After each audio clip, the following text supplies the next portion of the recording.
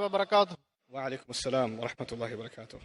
A person who is praying 5 times a day and he is fasting in the month of Ramadan and he is performing Umrah and he is praying the Tahajjud also. But when he is alone, he is doing the bad deeds which is forbidden in Islam. And after that he realizes those mistakes and he is asking forgiveness to Allah and he is praying to Allah. And again 2-3 days he is not doing the same bad deeds and he is engaged with the good deeds. And again it is repeating to bad deeds and again asking forgiveness. It is going like this. So why this fluctuation in his life? So Very how good. to improve and increase his taqwa? Thank you so much for your question, because this question is for millions of people.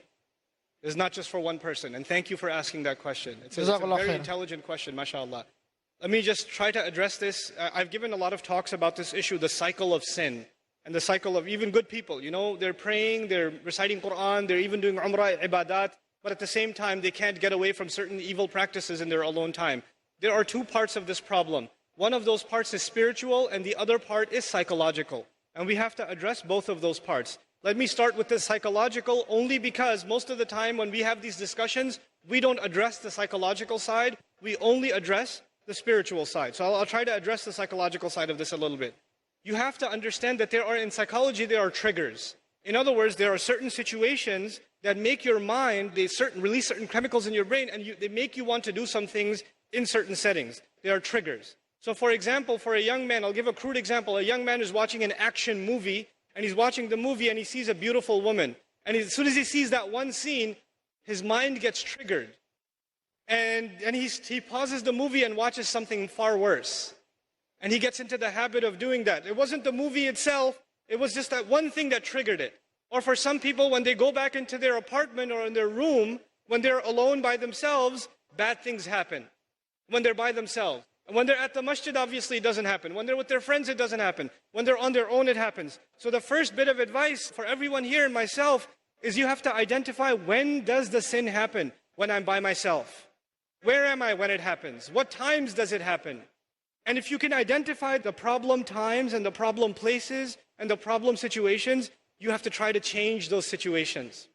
If you're a young man and you have a problem with, the kinds of things that are available on the internet, and you're looking at those kinds of things, for example, put your laptop, put your mobile device, put it in the kitchen.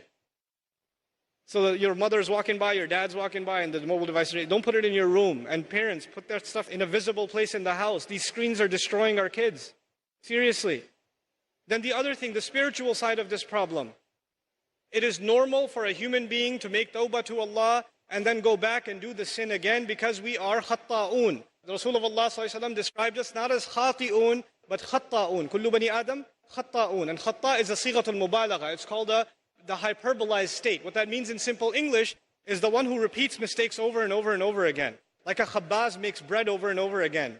A khatta' makes mistakes over and over again. So that will happen. It's inevitable that some sin will occur over and over again. However, if in the back of your mind, the moment you made tawbah, you are already thinking about 3 weeks from now, I'm going to be doing this again anyway.